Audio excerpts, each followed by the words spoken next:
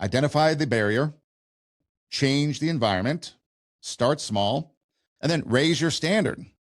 That's what this is all about. Raise your standard. Your standards determine your outcomes. If you expect excellence from yourself, your behavior will follow.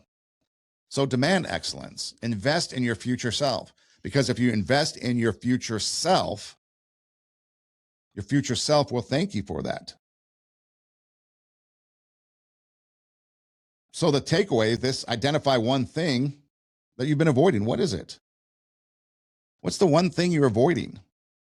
And then from the moment you hear this, 24 hours from now, how's that going to change? Are you going to put your phone away, maybe in the other room? Maybe you go and you actually buy one of the old traditional alarm clocks and don't use your phone and just put your phone in the other room. In fact, on that documentary, many things come from it, but one is nobody that was ever involved in the creation of the social media allowed their families to use it. In fact, there's also been stories, rumors, whatever, that people will cover with the piece of tape, the camera, if they have a camera on their computer, because big brother, big sister, watching, listening. But they don't let their kids use it. They put it in the other room. They don't have their likes and notifications on. I mean, they keep it bare minimum because it becomes addicting. And again, maybe not by choice, but because your distraction equals their profits. And so they do it intentionally with psychological algorithms and things to reward that brain. And if you really want to get into it, it's the amygdala and the dopamine and all that scientific stuff, but it's real. It might not just be because of you. It might be because of the design. Sometimes it could be because of us. We're just lazy. We allow our distractions to keep us going. But again, what are you going to do? What's that one thing? Are you going to apply for the opportunity? Are you going to apply for school? Go back and get your education? Maybe learn that musical instrument, learn that language, but you got to sign up for it first, right?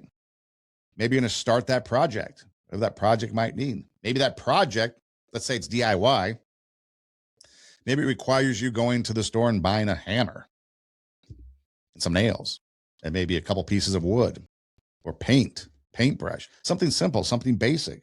What's something, though, that you can do from the moment you hear this in the next 24 hours to start that change? Start refocusing from a distraction to a focused, this is what I want to achieve.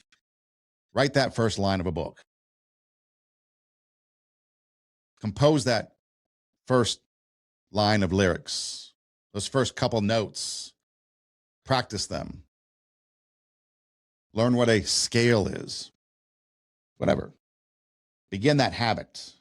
Make that phone call. Because one action does create momentum.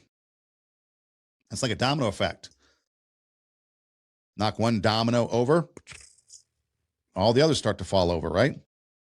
So make that call, get that motion going, get that action so that there's a reaction.